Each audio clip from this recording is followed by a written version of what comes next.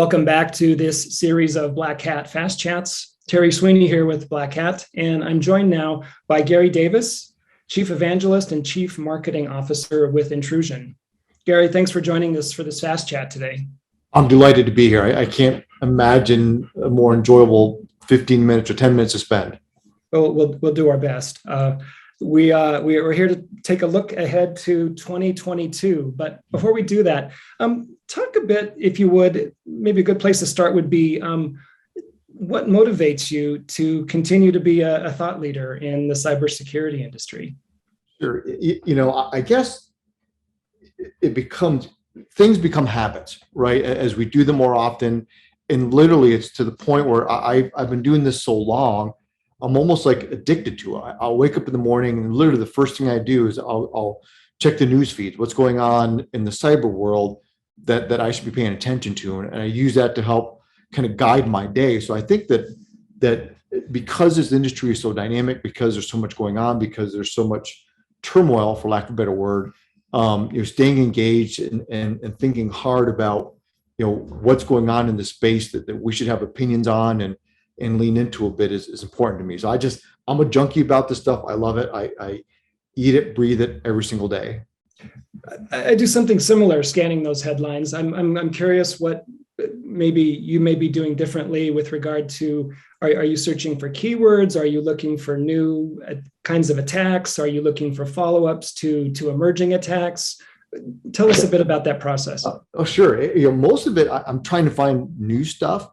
The thing I found that a lot of people will pile on to a topic, and I want to be careful to obviously I want to understand the entire story, understand all the facets of it, what was discovered in forensics and all that sort of stuff. But for the most part, I like understanding, I like looking at through both the business to business lens as well as a consumer lens, right? Because most consumers work for somebody. So if you look at it from how has my privacy been impacted? How is a data breach that had PII data go out, personally identifiable information go out that could affect me, and then understand, look at it through that lens, and then come through the lens of as a custodian of the space, as somebody who tries to help prevent these types of attacks.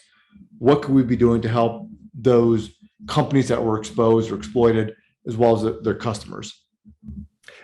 So as you look ahead to 2022, what sorts of attack trends are you seeing? What does your crystal ball show? I'm sure everybody you've talked to has said the same thing. I think ransomware will continue to be, the thing that defines our space next year.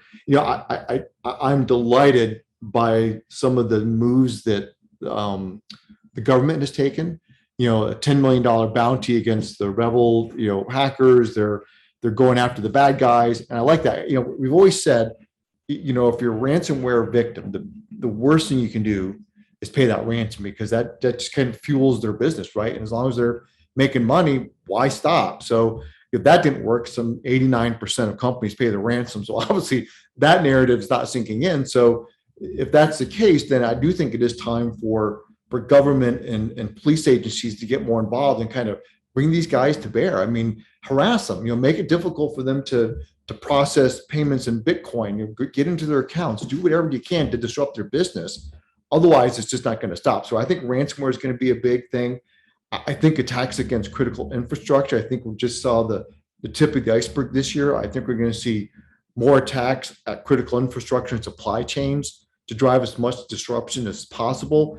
It'll be interesting to me to see how many of those attacks are, cyber criminal oriented versus nation states, or nation state sponsored going through a cyber criminal organization, so they don't get their hands dirty. I think those are going to be the two interesting attack vectors going into next year.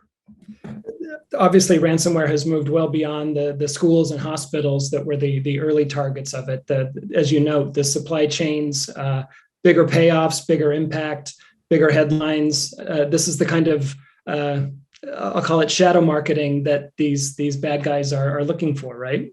100%. And they love this stuff. I mean, it's amazing just how much airtime they get. And I also think that's part of the problem. There's, the whole notion, if you give people too much attention in the media, they're going to become a celebrity in their own right, and they're going to feed off that enthusiasm, right? So if you give them time in the media, it's a bit of a double-edged sword or two-edged sword. On the one hand, you want to make sure people understand it's happening so they can understand what they need to do to make sure it doesn't happen to them. But by the same token, I think you have to be careful on how you structure the narrative and not be too forthcoming, because if you give them more time in the spotlight, they're going to take advantage of it. They're like a CEO of a company that's narcissistic, and they want the attention. So they're profit motivated. They want to get their word out there, and they want to be the ones that are carrying the banner that it came from them. Well, they're Bonnie and Clyde of the 21st century, right? 100%. I've not heard that before, but it's spot on. That's exactly the way I think it is. They want the attention. They want the limelight. They want the money they can get from it. They want to get the fame and fortune, and there's not a lot stopping them today. Gary, let's shift gears slightly. It's also been a lot of talk around this idea of a secure access service edge or SASE. Equally, there's been marketing campaigns that are built entirely around zero trust, especially during the work from home era of the pandemic. Put these two things together and tell us how SASE fits with zero trust in a security architecture. Sure, 100%. I'm not sure if I'm the only person that struggles with this, but I struggle with the SASE name. It's just I don't know. It's awkward. Whenever I say SASE, and I know that sounds old school, but calling something SASE, I was like, it just doesn't feel right to me. And I don't know why. I got a blind spot to it, I suppose. Actually, I think zero trust kind of is a component in a SASE architecture. It's really one of those things that we're looking at network access and other controls that are kind of in the zero trust domain. It fits nicely in this more overarching theme that is this SASE infrastructure, or SASE architecture rather. So I think the way I would frame it is zero trust is a component or piece part of a broader SASE architecture, and you're looking at what can we do to push the perimeter, the border of the organization as far out as possible, especially as we're working more with more remote workers. There's we're going deeper into our supply chains to make sure they're being kept clean. So that the further you can extend that SASE architecture out into the ether that you are responsible for, and to the point that zero trust is the component that helps illuminate at least the trust nature of SASE, I think that's where the two intersect. All right. Speaking of headlines, the Internet of Things has definitely figured prominently in the headlines for the last 18 months or so. What trends do you see coming in 2022 with IoT security? I've been talking about this forever. Ever since IoT became a thing when I was at Intel, it's just one of those things that kind of dominates how I think. And I think what we're going to see is these remote employees, a lot of them are going to go back into the workforce, or going to go back to the office rather. And they're basically going to carry that potential rogue device behind the firewall, right? It's going to be inside the network. It's going to be able to chat with whatever it wants. And I think that's where we're going to see a lot happening around IoT. We're going to see more and more devices that IT departments and security teams don't know about, that's sitting on their network, that's potentially starting to chat up with a somebody who could do that company harm.